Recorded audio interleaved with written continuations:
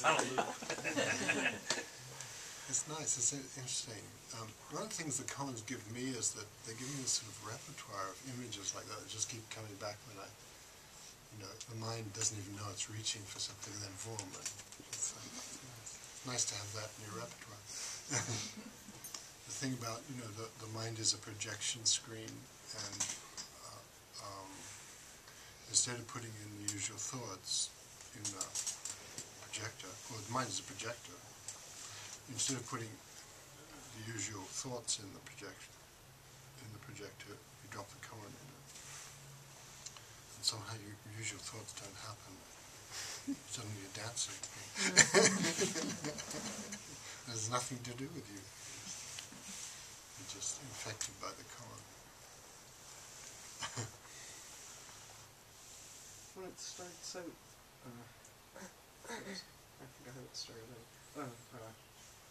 In the old times, it reminds me of how a lot of stories start out. A long time ago. Once upon a time. There's that really nice dream quality of making up your own story, and it's really nice because it keeps shifting without my mind doing it. It's like the projector. Yeah, saying once upon a time or in the old days is a way of that the part of the mind that has hamsters on treadmills working things out in cogwheels thinks, oh, I don't have to worry about this. And so it goes to sleep, and so this deeper part of the mind starts shifting. It's the treadmill, the hamsters on treadmills part of the mind thinks furniture is just being shifted around, but actually walls are being taken out. So it gets underneath the thought police. The thought police that's saying, I am me, I am me, I am me, I have these problems, that's how I know I'm me. And koan says, sleep, sleep. And then it starts dancing. In a way, it's like I thought about, in the old times, I thought about, partly it's a reference to me to Buddha, because the teacher usually doesn't serve the rice, but it's sort of like the Bodhisattva vow to bring all beings to enlightenment before you reach enlightenment yourself, and in that sense the teacher was doing that by feeding everyone else before he himself ate. You'd already eaten. Skeptic, are you? No, he means in the other sense that you're talking about. He's agreeing with you. Playing, starting to dance. I think that's interesting. I think the whole Bodhisattva idea is interesting here because there are a lot of different ideas. The Bodhisattva is someone who, instead of just trying to get away from the world and deep down in and free by cutting off everything, it finds freedom in an ecology, really, with the world, but with a set of connections and a loving attitude. And what he's saying is, we're all bodhisattvas. You're bodhisattvas. That maybe you have much more of that loving attitude than you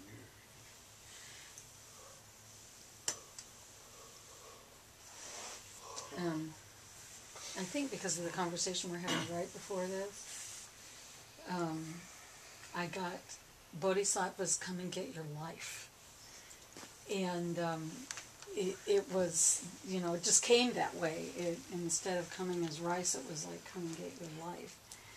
And and I was just really loving that, and I had this kind of big pot of life right here in my chest, and it was like really nice. And then I started to watch my mind look for something to worry about. Yeah, and there's certainly things, I could kind of spend my time digging on, and what happened was that became part of, oh, that's your life.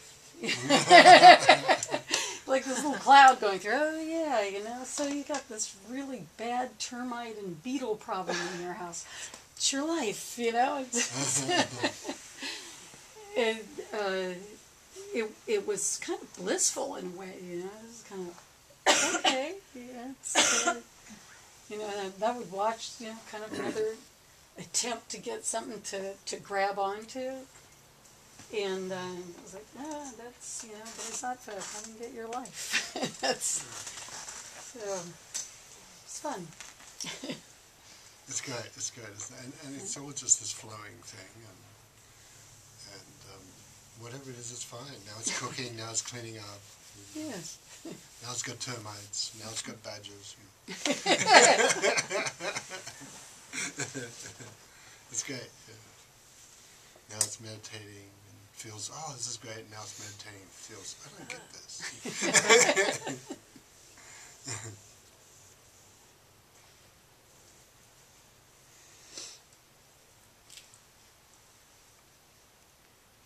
My con I'm working on kind of it's been popping in and out, and so I had nodded off, and then it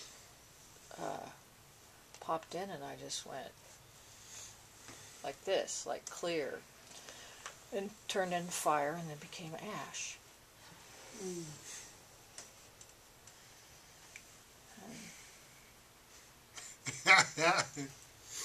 What happened? Did I pass? Come get your rice.